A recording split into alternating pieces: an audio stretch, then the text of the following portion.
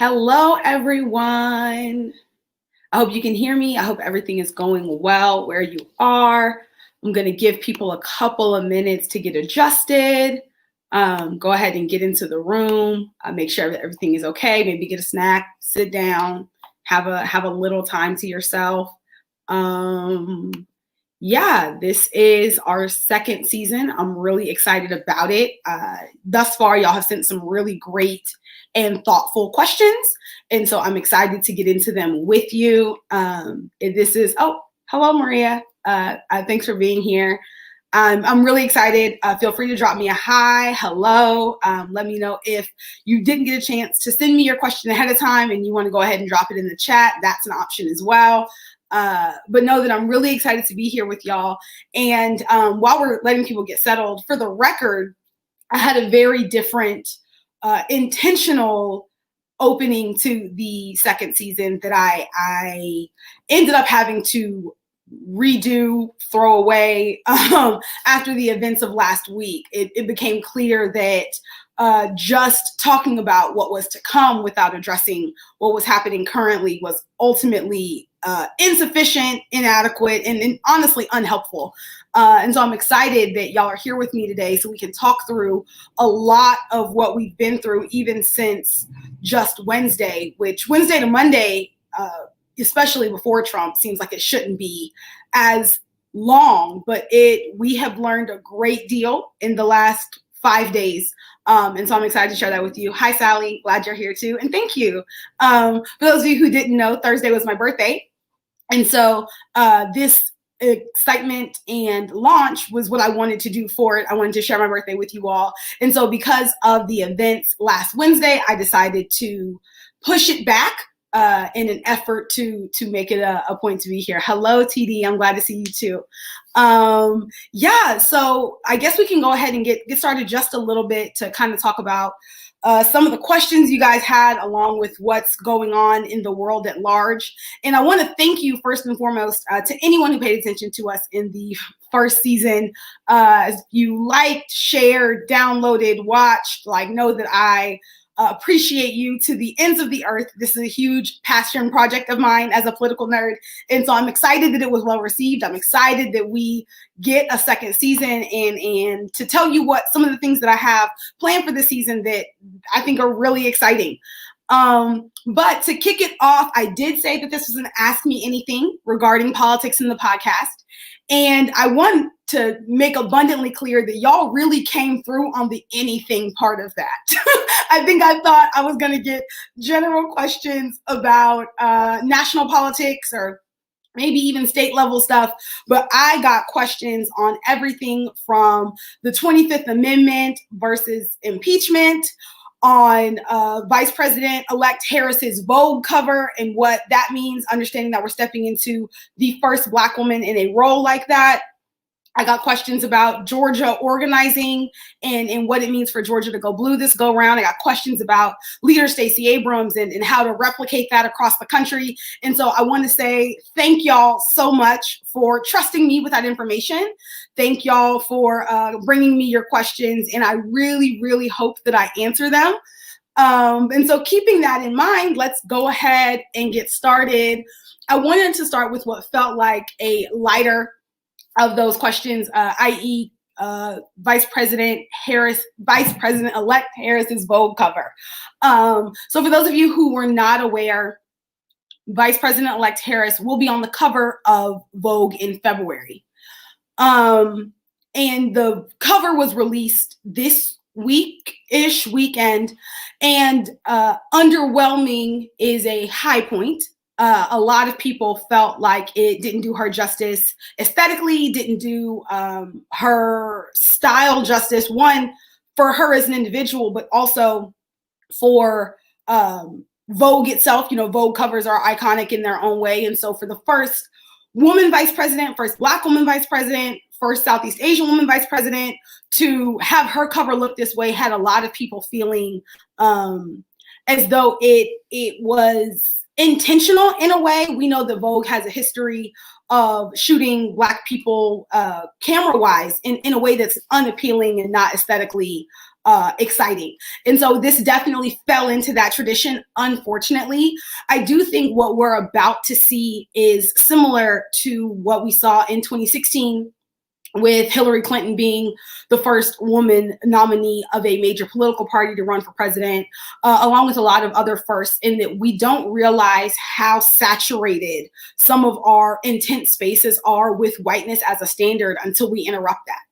And so understanding that Vice President-elect Harris has a lot in front of her as far as media coverage, fashion, understanding that this is, when you're the first, this is something that comes with that. I did find the cover to be inadequate. The digital cover is much better. But I also think that this is a growing pain we're going to see consistently across the administration. And I honestly think at this point we should just buckle up and be ready for it. Also, slight pin in that, I think that Vogue is far too iconic a fashion entity to consistently, for lack of a better phrase, mishandle Black people as often as they do. And I think that it speaks to a much larger issue in fashion that this consistently happens so often.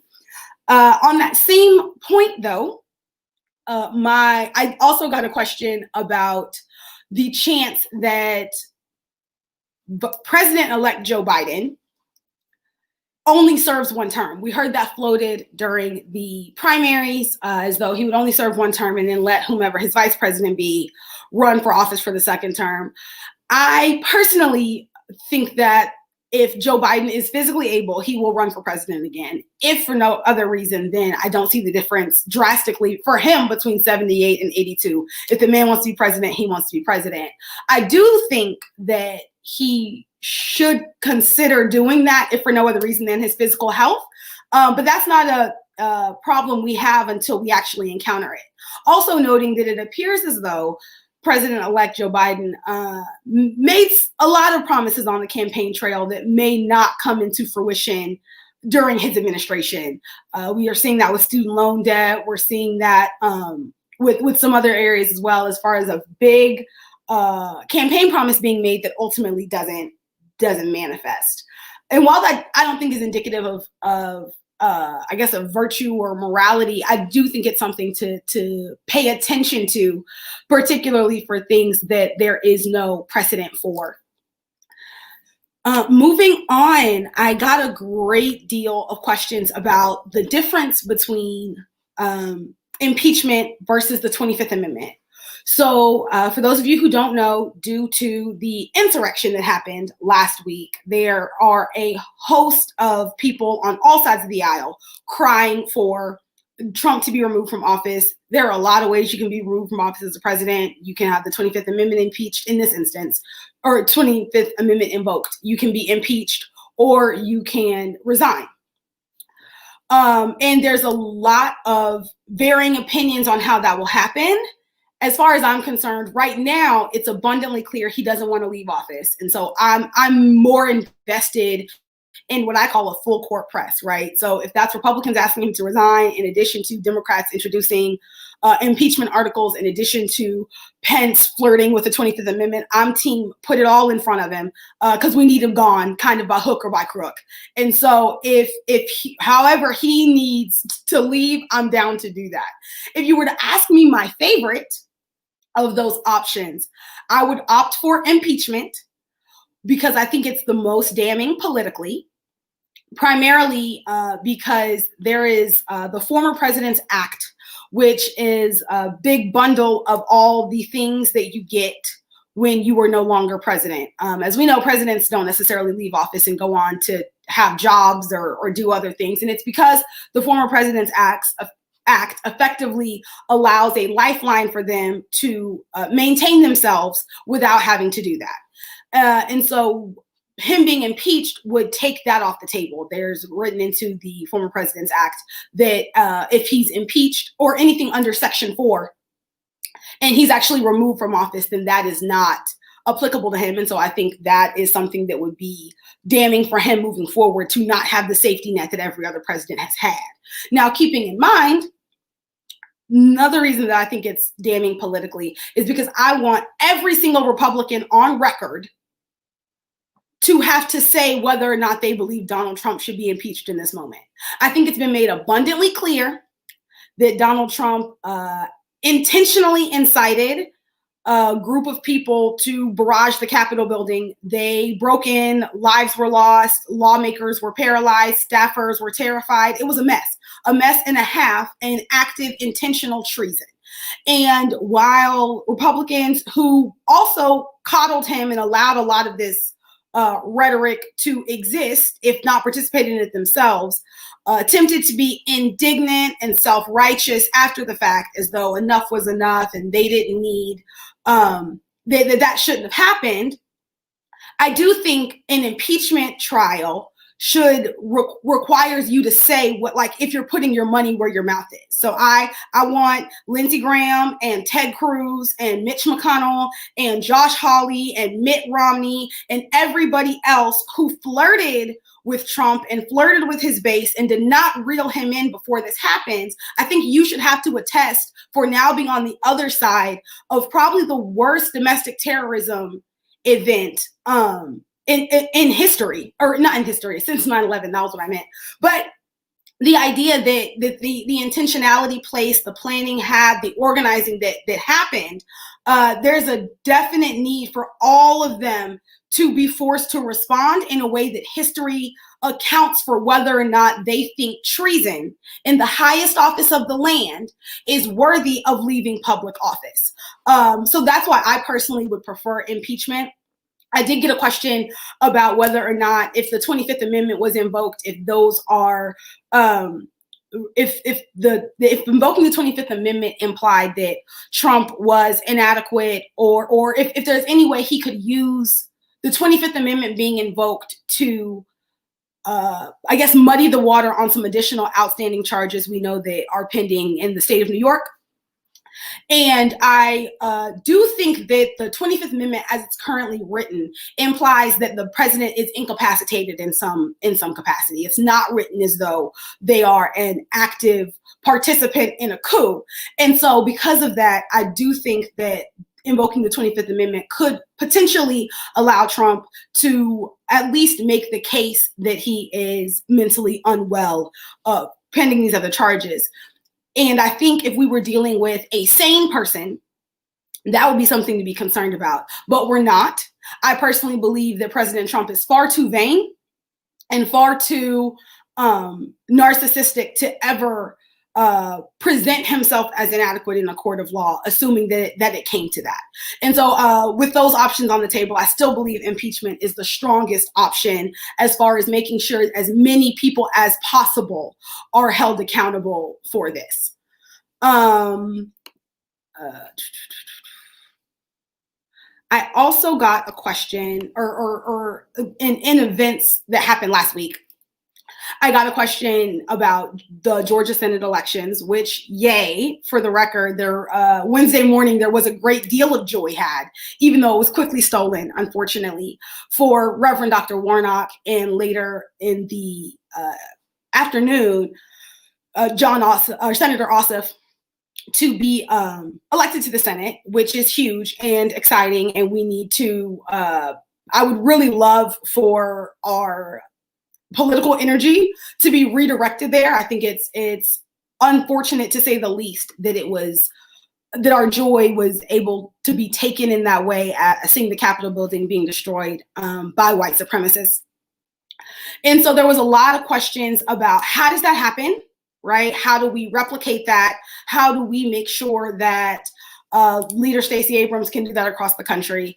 And as anyone who listens to my show knows, I am a huge fan of Leader Stacey Abrams. I think she's a dynamic thought leader and organizer and manager and planner, and all of the things that we know were required in what became clear was a 10-year trek to Georgia becoming blue. She fought voter suppression and districting and all these different things, and ultimately, even in having her own election be robbed from her, was still able to deliver Georgia on the national level, which I think is huge. And I believe she deserves all of her flowers and everything that she ever wants ever, because that's what I believe. That's my sister. But as far as other states across the country, I think, or across the South in particular, I think it's important to remember that while we talk about the South as essentially one body, and unfortunately for a lot of people, they feel like one red body, every single state is different. Every state has its own battles and travesties. In particular, I've heard about replicating Georgia and Texas, whereas Texas is my home state, and Texas is a different animal politically than Georgia is. And that's not to say anything is better or worse or anything. They're just very different. And so I think something that can't be overlooked is the way that Leader Abrams had a Georgia plan for Georgia. I think, of course, there are elements of it that can be extrapolated across the country, but that was a plan for Georgia that was executed in Georgia. And so the idea that we can copy paste across the South, I think, is a bit misleading. I also would note that Leader Abrams, in being exceptional at what she does, is not the only Black woman organizing in the South. We saw organizations in Georgia that came alongside her. She's been very gracious in naming the other people who were pivotal in that time. But there are there are organizations in Alabama and Mississippi and Louisiana and Texas that are also organizing Black people, that are also fighting voter suppression, that are also doing their best to try to ensure the thriving of lives of people in marginalized communities. And so as opposed to insisting that it has to be this way done across the board, what would it look like for Democrats to show up in those spaces and listen? Show up in those spaces and listen to the people who are already there on the ground organizing, and ask them what they need, and do your best to support the work that's already being done, as opposed to trying to insist that your way happens, which is already, I think, happening on the national scale. And so what we don't need to have occur is that essentially the same thing on a regional scale, if that makes sense. I hope that answered that question, by the way, but I do think that Leader Abrams is exceptional. But that doesn't mean that, like, she now has to move across the entire South in order to do what she has done so well in Georgia. A question I got about the attack on the U.S. Capitol is we saw a lot of media personalities and individuals making the argument that had these people been Black or brown, this never would have happened. That's true. We know that, as in law enforcement of all stripes has made it abundantly clear that they find Black bodies to be disposable. We know that law enforcement is quicker to use armed methods of retaliation against Black and brown bodies. And we know that ultimately so much of why a group of white people could walk to the Capitol and not encounter the resistance that Black people do every day is inherently rooted in the whiteness in this country. We know that. That's abundantly clear. I do think it's important to differentiate that what that means to me is that we're not having a conversation about training officers, right? Because officers have made clear that they can restrain themselves when they desire. Often the issue is they don't desire to do that when dealing with Black people, and therein white people are allowed to, for lack of a better phrase, get away with more. As someone who has been to the Capitol on numerous occasions, it is not easy to get into. More often than that, it's not easy to navigate. It's a labyrinth. It is very busy. And so the fact that these people not only got in and knew where they were going says that there are some external questions to be asked about aid that they received one way or the other, whether in the moment on the ground with Capitol Police or if they were organized by people who knew the Capitol significantly better than they did. But DC police said that, Muriel Bowser said the DC police arrested 68 people day of on Wednesday, and only one of them was from DC. And so what I'm hearing is that a bunch of people from out of state were allowed to come into DC and then navigated one of the hardest buildings probably in the entire country to get around. And that to me says that there was some external help and validation that they had for their movement and desire. I don't know if you've read the New York Times accounts, but it appears that we were seconds from a bloodbath of legislators being executed on live television or live Facebook or however these people were capturing this. And that's something to really, really think about in regards to what moving forward looks like over the next 9 days of what's hopefully the remnants of the Trump presidency. I mean, God willing, he's not president all those 9 days, but it's clear that we are dealing with a treasonous traitor for sitting in the highest office in the land. And that's unacceptable. It's also unsafe. It's terrible for us as a country. And I want to put a pin in that in saying that the Constitution is intentionally a living document. It exists, or it was created with the idea that our country would change over time, and that therein this document that governed us would need to change over time. Like I'm talking about the 25th Amendment. That means there were 24 prior to it since it was written. And so I think that one of the conversations we need to have is that the Constitution was not written with the idea that we would ever have a traitor in the highest office.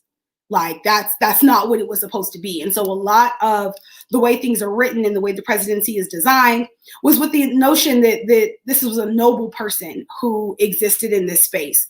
And so now we are forced to deal with people who decided a long time ago that they did not want to participate in, they don't believe democracy is what we should be doing for our nation. And what we're going to do with that moving forward, we don't know. But it is clear that Trump is unlike any president we ever had, and God willing, unlike any to come. But we're going to have to put into place some protocols that are not originally there.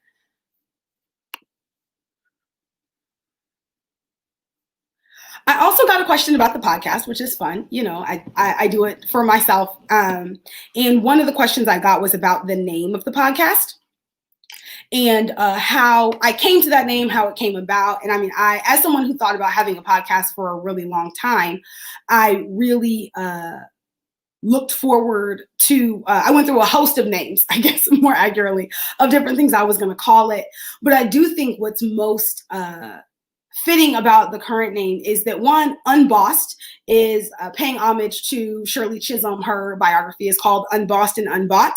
And I, of course, am always paying attention to the ancestors and the way that like Black women have made this democracy what it is. And so I never want to pretend like I am the newest at this because there are a lot of Black women who paved the way for me. Unbothered is what I feel like so many Black women have to be to orient ourselves in the space. Like if you are easily rattled, easily bothered, easily caught off guard, then this is really hard work because it's not designed for us. And so learning to be unbothered, learning to move around in what we do every day is really a challenge. And so I definitely want to say that like Unbothered is a constant pursuit for me. It's not necessarily something I have. As far as Unfiltered, as you can see, that is what I am. I do my best to be authentic, to bring my entire self to a space. And so Unbossed, Unbothered, Unfiltered was born out of that. And so I'm really excited to call my podcast that, to move forward. I'm excited that name has resonated with a lot of people as well. I just got a question. I think I can put it on the screen. It's long though. Oh, great. There it is. Thoughts on Representative Bonnie Watson Coleman likely contracting COVID from being in the same room with other legislators who refused to wear a mask during an insurrection. I appreciate that question, Maria. And I think it's pivotal, and it is, as you said, peak white supremacy, but so much of it is rooted in this notion of entitlement, right? And that even as we're in a life-threatening situation, I still am not willing to consider you, right? So there's I think we've had conversations about how people are bonded through experiences, right? Like so much of the conversation in Washington is that these people work together every day, and so there's a level of camaraderie between them that must be paid attention to or manifests itself through relationships, and that's actually in recent history not terribly true. And I think COVID is one of those things that's revealed that in the nth degree. I did see lawmakers as people were sheltering in place, attempting to get particular members to wear masks, and that not being something that was really paid attention to, and that was really ultimately dismissed. And so I think Representative Watson Coleman is probably one of many who will come forward in recent days, also noting that we are in the midst of the post-Christmas, post-holiday surge that so many scientists warned us about with people traveling. And so it would not surprise me if in the days to come, a lot of people came forward as being COVID positive, many of whom were in that room and unwilling to wear masks. And so that's a lot of what I think of how that went. I'll throw up Sydney's as well. Who would I like to have on as a guest this season? That's a good question. I've had a lot of fun with the guests that we've had thus far. I have some people in mind, some asks out. We'll see, fingers crossed, all those things. I would love to have some legislators on, as far as actual lawmakers who can give a little more insight to the process and the way that happens. I would love to have some business people on, understanding that so much of our response from COVID, the fear of it and the I guess almost lack of response in so many spaces was allegedly because business is what we were prioritizing, right? So let's hear from business owners and see if that actually, if they felt that support, one, and two, if that really made the difference that we were led to believe that it did through all of the opening back up and insisting that people needed to, what's the word I would use? That people needed to work, and that's what was most important here in America. The business owners I know, full disclosure, didn't necessarily believe that. For most of them, you need to be alive and healthy to work. And so when people are not that, it's not good for business. But I am curious to hear how business owners took on so much of the alleged priority during this global pandemic, and whether or not that was actually received well. As far as what to expect this season overall, expect a lot of excitement, laughs. I think that this is definitely going to be a season where we're more current events responsive, but I definitely want particular experts on various topics. So I've reached out to contacts about immigration and defunding the police and a host of other things that you might hear about in the ether, but never get a chance to drill down on. So I hope to go deep on some of those. This is a great question from Mrs. Odom about the uproar over the First Amendment right now. So for so many, for those of you who don't spend as much time on social media as the rest of us, a lot of the organizing of the insurrection that took place on Wednesday happened on social media, whether that was Facebook or Twitter or Reddit or Parler, or many of the other entities that conservatives use to organize. And so everyone, in an effort to, for lack of, cover themselves, has attempted to remove conservatives from social media, particularly those who incited the riot and encouraged it as it was happening. The confusion that a lot of people have is that is censorship. It is not. Oh, TD has a similar question about free speech in America and if this is dangerous. And so I think, a lot of people believe this. It's ultimately not true. And I say that intentionally because I think a lot of people, to be direct, have misconstrued rights and conveniences and desires. Like, your social media is not a right. You are not guaranteed to be here. You create an account and you agree to terms of service. And if you violate said terms of service, your account can be deleted, and none of that infringes on any type of constitutional right. And I've seen often the comparison to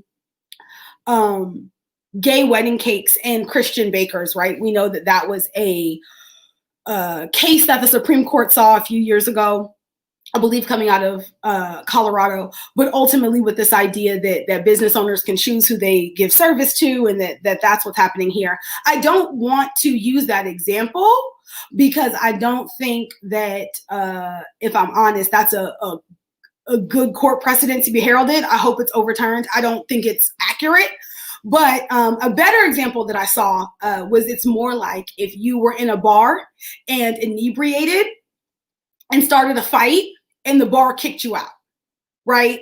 So it's not that you are entitled to be here. It's not that your rights are being violated. It's that there's a terms of agreement in order to use this service, and you have violated said terms of agreement. And so therein you can no longer be here. It's open and shut. But when you're entitled and believe that you should have whatever you want, no matter what, you tend to believe that that's an infringement on your rights, and it's not. To answer TD's question directly, I don't believe that removing 45 is a danger to free speech in America.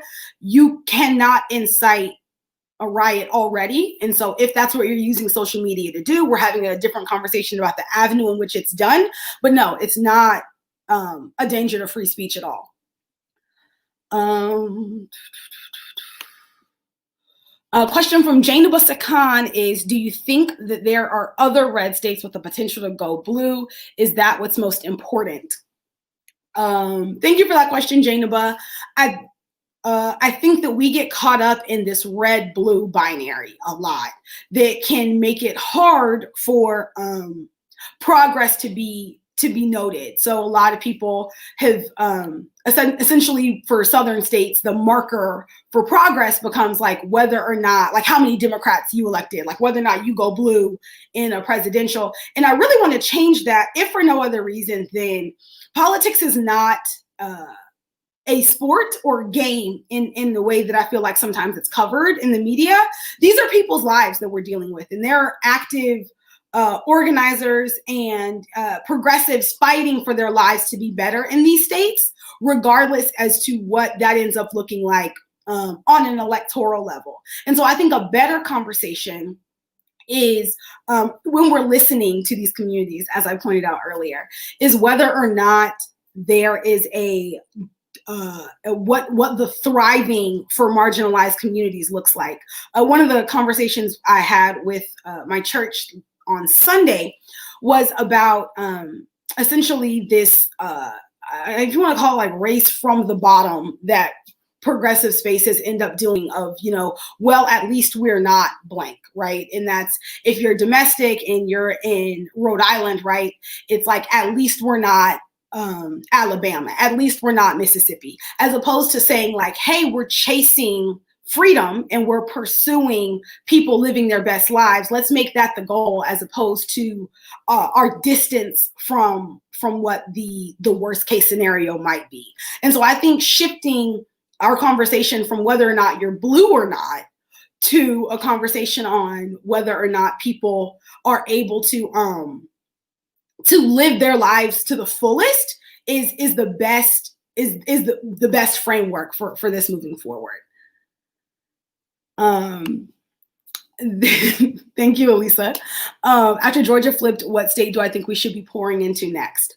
So similarly to other government entities, I don't think this is an either or situation. I think that all states deserve our resources moving forward, because again, we're chasing the goal of people's lives being better, not whether or not we get more points than the other guys. And I do think that while I acknowledge how all of those can go together for a lot of people, I think it's important for us to remember that there are people on the other end of this in a way that doesn't happen. And in the way that that narrative is not conveyed often in our electoral politics. And if we can be frank, that's part of how we got to what happened on Wednesday, right? These people view themselves as losing, and they've never been in a space where they had to lose. And so what will they do if turns out they lost? No, that can't have happened. Actually, it did, and that's okay. But more than that, like, let's not cover their bigotry and terrible use of our systems as like points or a zero-sum game. Like, there are actual lives on the line here, and I definitely think we need to flip the conversation back there. I also wanted to, someone asked a question, I lost it in here, about lawmakers resigning. So as far as cabinet positions resigning, people from Trump's cabinet are resigning now, and some think in an effort to not not have to hold him accountable under the 25th Amendment. And while that might be true, I'd also like to note that at this point in administrations, people know that their jobs are ending anyway. People, essentially, from election to inauguration, most administrations lose even high-level officials, because the idea is that, like, okay, this administration is ending, so we're moving next. Like, that's not an unpopular move. I do think all of these people are egregious and ridiculous, particularly for those who have been there. Well, honestly, if you were there at all, but particularly for those who were there all 4 years. I think it's completely and totally egregious that you watch this man, if I'm honest, terrorize Black and brown communities from the highest office in the free world. But you're going to put in your 2 weeks notice now because you're so overdone. Like, that's ridiculous. And I don't think anybody should, I don't think anyone should get credit. I don't think anyone is okay, like, in my book, honestly, for touching this administration at all. One of my favorite analogies that I saw for it is, like, right now Republicans are doing the dance that's like, I supported the match and the fuse and the explosive, but not the explosion. That's not how this goes. Like, you actively participated in something that you knew was undemocratic at the time. And so therein, you have to be held accountable for that.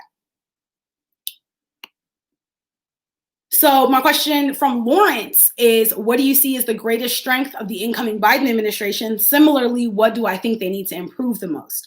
So the greatest strength, thank you for that question, Lawrence. I think that's a really good question, because the greatest strength of the incoming Biden administration is the fact that the bar is on the floor now for after what Trump has done. Like, there is no way you will come in here with any remnants or anything even similar to what the last 4 years have been. We know that Joe Biden understands how government works. We know that Joe Biden has ideas for what he needs to do moving forward. But there's also a great deal of repairing that has to be done that I think Joe Biden needs to pay attention to first before we can even build, right? So I think that the so much of his strength is in that. Like, I know how government works, I know how to get things done, and we've got a lot of patching up that has to be handled. What do I think they need to improve the most? If I was Joe Biden and Kamala Harris, I would say, one, learn from the Obama administration in that, like, you have a majority right now. You have the House and Senate and White House. Run the board. Do what you need to do. Govern like you have a mandate. Stop trying to make friends. Stop trying to pretend like these people are going to come to the sandbox and play with you. They're not. If anything, if you were confused about that at all, I feel like Wednesday should solidify it for you. Like, they have no intention on playing nice. And so you need to show up and completely and totally overhaul this as much as you can, because the issue that we ran into from 2008 to 2010 was we spent the entire time on one issue. Like, it was healthcare. Don't be wrong, healthcare is very important. And I do hope that the Biden-Harris administration focuses on healthcare a good deal. But the idea that we didn't realize the next phase that was coming. And so there was a lot that could have been done that was put on the back burner. And so part of what I did for my season finale last season was going through the issues that will matter, going through so much of what didn't get done under Obama because Congress was a zone of gridlock unlike ever seen before. And so, yeah, I definitely think that's something that they should improve on significantly, because right now I just feel like y'all are out here trying to, prove that you're as popular as possible. And Republicans, for what they do have, they do not care about being popular. And so, they've made it clear that, well, Mitch McConnell, I feel like at a minimum, has made clear that like he has his agenda he's trying to get passed. And so I feel like Vice President Harris and President Biden should do the exact same thing, like go all in for all of it. Okay, this question is from Ashley. She says, do you think redistricting is likely to change much, involving the primary winning extremists becoming lawmakers, or is this problem here to stay? Moderates don't win primaries anymore, and it's a huge problem. Is this a place for people like Abrams to throw their support? So thank you for this question, Ashley. I do believe, for the record, that redistricting is something that's happening this year in a lot of state legislatures. We know that 2020 with the United States Census that happens every 10 years. And so many of the people, so we are redrawing maps in legislatures across the country during this session. And so hopefully a lot of the drawing of districts will get rid of some of that with them losing with the way that the districts are drawn. Now, as far as extremists winning primaries, I do think that's a gigantic problem in politics. And honestly, I think the only way to solve it is that people have to show up for primaries. So what I will give a lot of the left is that the last 4 years unearthed a lot of what people didn't know about government. So a lot of people didn't pay attention to primaries, especially outside of the presidential primary. And so knowing that a lot of people moving forward will be paying more attention, I hope that will help. I do think Leader Abrams pays a great deal of attention to things like primaries. She, I don't know what I guess to throw their support means as far as like her wading in on primaries. But I do think that the moderates needing to, or extremists not winning primaries is a huge way to keep them from getting into office in general. Classic example is my least favorite, my second to least favorite senator right now, which is Ted Cruz. Fun fact, the least favorite is Mitch McConnell, second least favorite, Ted Cruz. Third, Lindsey Graham. But anyway, the way Ted Cruz got in office was a part of that Tea Party wave, right? Like, so he showed up in a primary a Republican and won, and we have never known peace since. And so I think that the parties being strengthened will be a huge part of that, along with people paying attention in the primaries too. Question from Avi is, with that being said, Biden on government, do you think the Biden-Harris administration will be more of the same, conservative without much change, or do you see what otherwise were largely two moderate candidates giving the people what they're asking for, student loan forgiveness, $2,000 stimulus, and more of the policies pushed by Warren and Bernie? So thank you for that question, Avi. That's a really good question too. And I say that to say that I have no... I firmly believe that both Biden and Harris will need to be pushed to the left on a lot of things. I think they know what the people want to hear, but of course that's different than doing what the people want you to do. And so I do think that they will be moved one way or the other. I think that as far as Vice President Harris goes, her strongest position, her highest source of power is going to be the as president of the Senate and casting tie-breaking votes. But we know in order for her to cast a tie-breaking vote, there has to be a tie, which means that we need Democrats to be all in agreement on something in order for her to even exert said power. And we need them to all be in agreement on something that the people want to hear too. And so I definitely think a lot of what will have to happen is following things through to the end. I think the left does a really good job of like surges to get to a particular point, and then we fall off the face of the planet. This next go around, we're going to have to follow the bill in subcommittee, then follow it in committee, then get it to the floor vote. Like it's going to be the continual process that government often is, in an effort to even push Biden-Harris to sign or do so much of what we've asked them to do, and even a bit of what they've promised to do. I hope that answered that question, Avi. Thank you for it. Hoo-wee, y'all are good, and y'all are paying attention, and boy, do I appreciate it. This has been a really robust conversation. If we are good on that front, I'd like to throw in a couple more things that I just really want to make sure we focus on. So as you know, on my show, I'll often do a drunken love segment, which is something that you're consumed by. And so something I've been consumed by recently has been the people who committed treason here in Washington, D.C., and then got to the airport to realize they were on the no-fly list. That's been great for me as far as paying attention to how whiteness works, how white entitlement works, and just the sheer and utter confusion that they would not be able to hop a flight and go home after participating in a gigantic domestic terrorist event. Like it's a bit like watching a train wreck, and like you can't look away, but it's also so awful. And so I've enjoyed that. I do apologize to the airport workers. I acknowledge that it's been very irritating, but at the same time, I'm like, yeah, you really thought you were going to come here, throw your coup, and just go home. And that's utterly and completely ridiculous. Like, there's no reason for you to believe that that there would be no consequences for your actions. But again, that is the entitlement that's been sending them. So if by any chance you enjoy watching people be rightfully inconvenienced by something that they should have seen coming to the nth degree, then definitely it appears check out #NoFlyList. It's been great to watch. So that's been really, really giving me a lot of joy and excitement. I also have been today, and I mean, it kind of was fitting that my premiere was today too. A lot of Black women are coming into media right now.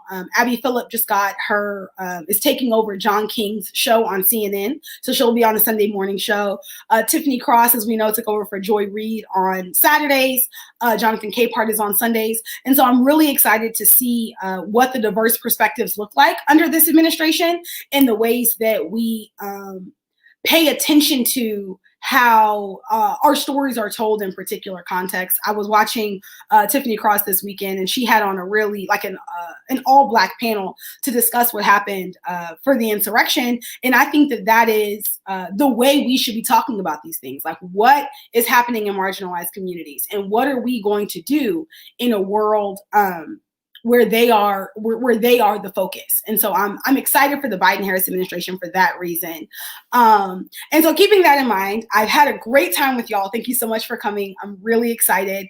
And I'm glad that y'all were able to join me. If you are looking for Unbossed, Unbothered, and Unfiltered in the future, now know that now we have a Facebook and Instagram page, and so you'll find clips from the show there, along with episodes in full length. And so I hope that you'll definitely participate and consume those. You can still subscribe to us on Apple Podcasts and Spotify, along with watching us on YouTube.